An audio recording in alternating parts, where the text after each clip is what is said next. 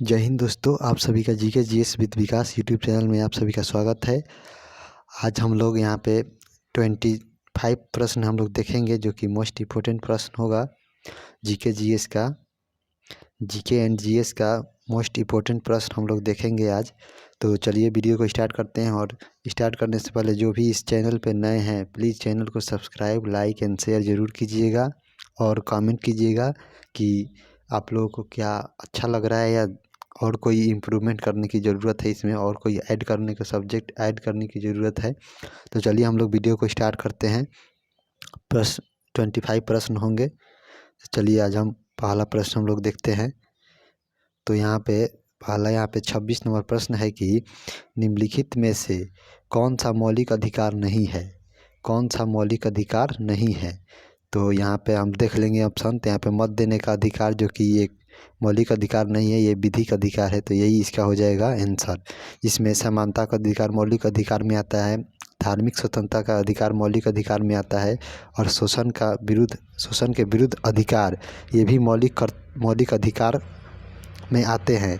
और मौलिक अधिकारों की चर्चा हमारे संविधान के अनुच्छेद 12 से लेकर 35 के बीच में दिया गया है। इसको भी आप लोग याद रखिएगा। तो चलिए आगे बढ़ते हैं और अगला प्रश्न देखते हैं। अगला प्रश्न यहाँ पे 27 नंबर प्रश्न है कि भारत के संविधान में किस अनुच्छेद के तहत जीवन और स्वतंत्रता की सुरक्षा शामिल है। जीवन और स्वतंत्रता की सुरक्षा शामिल है। तो इसका हो जाएगा, सिंपल आंसर हो जाएगा इसका ऑप्शन सी, अनुच्छेद 21 में ये दिया गया है, जीवन जीने का अधिकार। आगे हम लोग बढ़ जाते हैं और अगला प्रश्न यहाँ पे देखते हैं। अगला प्रश्न यहाँ पे दिया गया है 28 नंबर प्रश्न है। 28 नंबर प्रश्न है कि भारत के राष्ट्रपति के चुनाव के संदर्भ में निम्नलिखित में से कौन सा कथन सही नहीं है, यानी कौन सा कथन गलत है। तो यहाँ पे पढ़ लेते हैं। ऑप्शन 1 दिया गया है कि राष्ट्रपति का चुनाव 5 वर्ष की अवधि के लिए किया जाता है, जो कि बिल्कुल सही है। चुनाव अनुपातिक प्रतिनिधित्व के सिद्धांत के अनुसार होता है, ये भी सही है। राष्ट्रपति के चुनाव संबंधी विवादों की जांच सर्वोच्च न्यायालय और उच्च न्यायालय दोनों के द्वारा किया जा सकता है, जो कि बिल्कुल गलत है। इस राष्ट्रपति के चुनाव संबंधी विवादों की जांच सिर्फ और सिर्फ सुप्रीम कोर्ट के द्वारा ही इसकी जांच की जाती है, विवादों की जांच। तो इसलिए इसका हो जाएगा ऑप्शन सी, जो कि गलत है। आगे हम लोग बढ़ जाते हैं और अगला प्रश्न हम लोग देखते हैं। तो अगला प्रश्न हम लोग देख लेते हैं। अगला प्रश्न यहाँ पे दिया गया है 29 नंबर प्रश्न है कि व्यक्तिगत नेतृत्व पर आधारित प्रणाली एक डैश प्रणाली है, यानी व्यक्तिगत नेतृत्व पर, जो कि एक ही उसका सर्वे सर्वा वहाँ पे एक ही राष्ट्रपति होता है। तो उसका हम लोग कहते हैं अध्यक्षीय प्रणाली के तहत ये व्यक्तिगत नेतृत्व आधारित है। आगे हम लोग बढ़ जाते हैं और अगला प्रश्न देखते हैं। अगला प्रश्न यहाँ पे दिया गया है कि लोकतंत्र के 2 सबसे आवश्यक अधिकार कौन से हैं। लोकतंत्र के 2 आवश्यक अधिकार कौन से हैं। तो इसका हो जाएगा ऑप्शन ए, समानता और स्वतंत्रता, जो कि हमारे संविधान के प्रियम्बल यानी प्रस्तावना में इसका जिक्र किया गया है। आगे हम लोग बढ़ जाते हैं, अगला प्रश्न देखते हैं। अगला प्रश्न यहाँ पे दिया गया है कि 31 नंबर प्रश्न है कि कौन सा अनुच्छेद संविधान में संशोधन करने के लिए संसद की शक्ति तथा इसके लिए प्रक्रिया से संबंधित है, यानी संविधान संशोधन से संबंधित कौन सा अनुच्छेद है। तो इसका हो जाएगा ऑप्शन ए, अनुच्छेद 368, जो हम यहाँ पे साउथ अफ्रीका के संविधान से हम लोगों ने ये एडॉप्ट किया है। साउथ अफ्रीका के संविधान से ये हम लोगों ने अपने संविधान में शामिल किया है। तो आगे हम लोग बढ़ जाते हैं। अगला प्रश्न यहाँ पे दिया गया है 32 नंबर प्रश्न है कि निम्नलिखित में से किस मामले में भारत के सर्वोच्च न्यायालय ने संविधान की मूल संरचना के सिद्धांत को प्रतिपादित किया है, यानी भारत के सर्वोच्च न्यायालय ने किस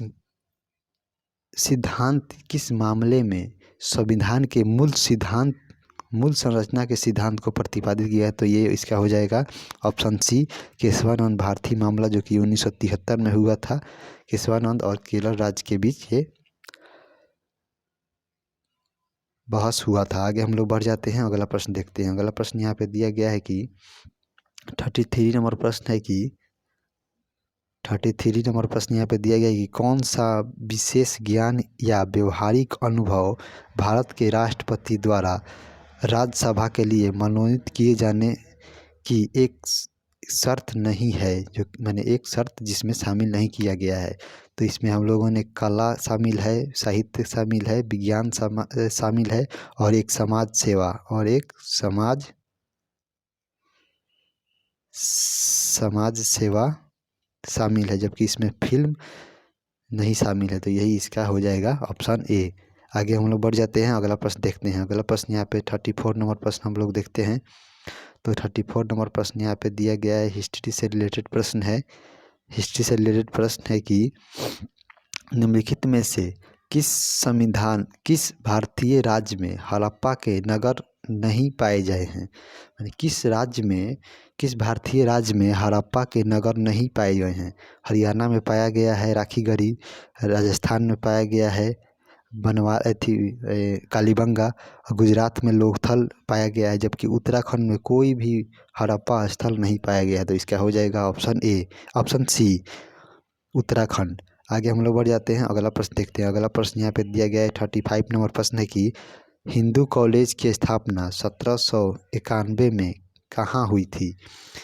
हिंदू कॉलेज की स्थापना 1791 में यहाँ पे बनारस में हुई थी, और राजा राम मोहन राय के द्वारा 1817 में हिंदू कॉलेज की स्थापना कलकत्ता में की गई थी। राजा राम मोहन राय के द्वारा ये किया गया था। तो इसका हो जाएगा, इस प्रश्न का 35 का आंसर हो जाएगा बनारस में ये किया गया था, हिंदू कॉलेज की स्थापना 1791 में। आगे हम लोग बढ़ जाते हैं, अगला प्रश्न देखते हैं। अगला प्रश्न यहाँ पे दिया गया है 36 नंबर कि श्यामजी कृष्ण वर्मा ने 1905 में कहाँ पर इंडिया हाउस की स्थापना की थी। तो श्यामजी कृष्ण वर्मा ने 1905 में ये लंदन में इंडिया हाउस की स्थापना की थी इन्होंने, लंदन में। आगे हम लोग बढ़ जाते हैं, अगला प्रश्न देखते हैं। अगला प्रश्न यहाँ पे दिया गया है 37 नंबर कि चीन और म्यांमार की ओर जाने वाले रास्ते में ब्रह्मपुत्र घाटी की एक पहाड़ी पर निम्नलिखित में से कौन सा पूरा स्थल है। यानी चीन और म्यांमार की ओर जाने वाले रास्ते में जो ब्रह्मपुत्र नदी की घाटी है, उसमें एक पहाड़ी पर जो पूरा स्थल शामिल है उसका नाम बताना है। तो इसका हो जाएगा ऑप्शन सी दाओजली हेडिंग ये इसका हो जाएगा आंसर सही। आगे हम लोग बढ़ जाते हैं, अगला प्रश्न हम लोग देखते हैं। अगला प्रश्न यहाँ पे दिया गया है 38 नंबर प्रश्न यहाँ पे दिया गया है कि भारत की पहली संपूर्ण जनगणना वर्ष डैश में हुई थी। तो भारत की पहली संपूर्ण जनगणना 1881 में लॉर्ड रिपन के काल में हुई थी, और भारत की सर्वप्रथम यानी पहली जनगणना सर्वप्रथम ये लॉर्ड मेयो के काल में 1872 में हुई थी। तो इसका हो जाएगा आंसर 1881 में पहली संपूर्ण जनगणना हुई थी। आगे हम लोग बढ़ जाते हैं, अगला प्रश्न देखते हैं। अगला प्रश्न यहाँ पे दिया गया है, अगला प्रश्न है 39 नंबर प्रश्न है कि ऑल इंडिया मुस्लिम लीग की स्थापना 1906 में कहाँ की गई थी। ऑल इंडिया मुस्लिम लीग की स्थापना आगा खां के द्वारा ढाका में 1906 में की गई थी। आगे हम लोग बढ़ जाते हैं, अगला प्रश्न देखते हैं। अगला प्रश्न यहाँ पे दिया गया है जो कि मोस्ट इम्पोर्टेंट प्रश्न है कि रिवोल्यूशनरी सोशलिस्ट पार्टी की स्थापना कब हुई थी। तो रिवोल्यूशनरी सोशलिस्ट पार्टी की स्थापना त्रिदेव चौधरी के द्वारा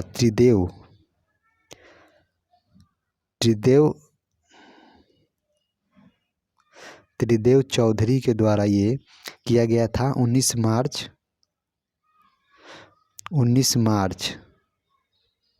1940 में ये किया गया था। 19 मार्च 1940 में रिवोल्यूशनरी सोशलिस्ट पार्टी की स्थापना त्रिदेव चौधरी के द्वारा की गई थी। आगे हम लोग बढ़ जाते हैं, अगला प्रश्न हम लोग देखते हैं। अगला प्रश्न यहाँ पे दिया गया है 41 नंबर प्रश्न यहाँ पे दिया गया है, जो कि मोस्ट इम्पोर्टेंट प्रश्न है कि भारत में जूट का पहला कारखाना कहाँ स्थापित किया गया था। भारत में जूट का पहला कारखाना 1955 में ये किया गया था, 1955 में, जो कि पश्चिम बंगाल के रिसरा में किया गया था। तो इसका हो जाएगा ऑप्शन डी, रिसरा, पश्चिम बंगाल। आगे हम लोग बढ़ जाते हैं, अगला प्रश्न देखते हैं। अगला प्रश्न यहाँ पे दिया गया है 42 नंबर प्रश्न है कि प्रथम शताब्दी में भारत के निम्नलिखित में से कौन सा शहर एक पतन था जहाँ दूर दूर के देशों से जहाज़ों का सामान उतारा जाता था। यानी प्रथम शताब्दी में भारत के निम्नलिखित में से कौन सा शहर एक पतन था जहाँ दूर दूर के देशों से जहाज़ों के द्वारा सामान उतारा जाता था।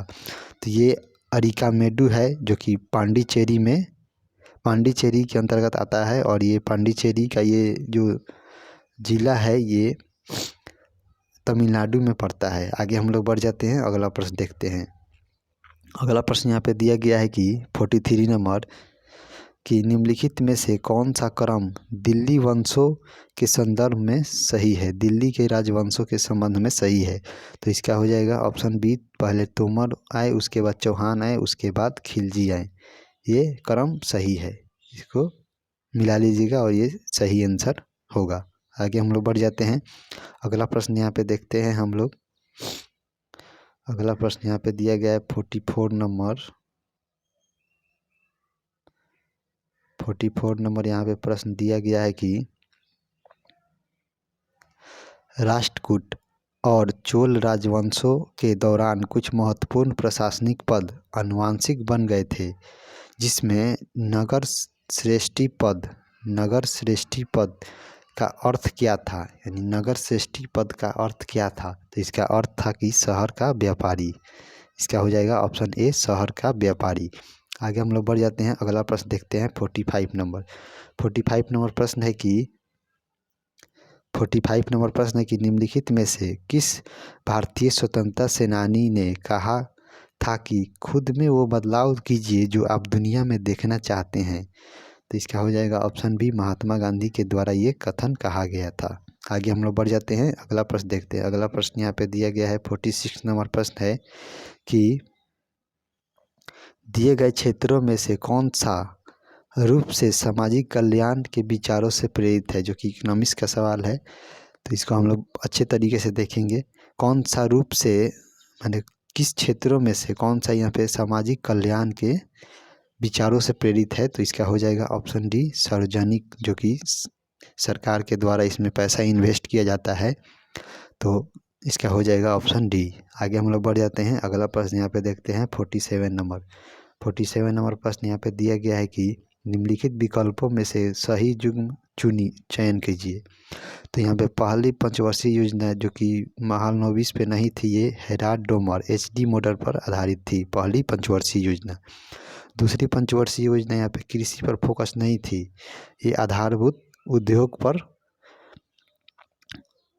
आधारित थी। और ये पहली जो थी ना, ये कृषि पर आधारित थी। और दूसरी पंचवर्षीय योजना का मॉडल यहाँ पे PC महालनोबिस मॉडल था। और तीसरी पंचवर्षीय योजना में तीव्र औद्योगिकरण और बुनियादी उद्योग का विकास किया गया, जो कि बिल्कुल सही है। और परिवार नियोजन का कार्यक्रम यहाँ पे छठी पंचवर्षीय योजना में चलाया गया। परिवार नियोजन का कार्यक्रम छठी पंचवर्षीय योजना में चलाया गया, इसको भी आप लोग याद रखिएगा। आगे हम लोग बढ़ जाते हैं और अगला प्रश्न यहाँ पे देखते हैं 48 नंबर प्रश्न यहाँ पे दिया गया है।